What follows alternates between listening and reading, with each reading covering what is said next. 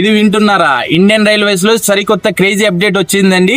అది డీజిల్ తో కాదు, పెట్రోల్ తో కాదు, ఇప్పుడు హైడ్రోజన్ తో నడిచే రైలు వచ్చేసింది. ఇండియాలో అఫీషియల్ గా స్టార్ట్ అయింది. హలో వ్యూవర్స్, నేను కనపడుతున్నానా? నేను కనపడేది కాదండి, కింద ఫాలో బటన్ ఉంటుంది, ఫాలో చేసి పెట్టుకోండి.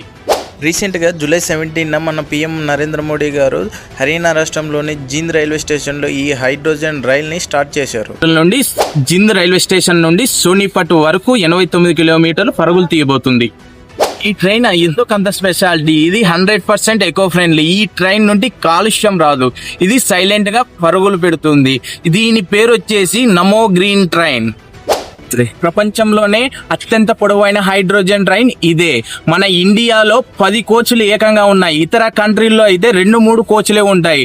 మీకు ఈ ట్రైన్ లో ఎంతమంది జర్నీ చేస్తారో తెలిస్తే కింద కామెంట్ సెక్షన్ లో కామెంట్ చేయండి.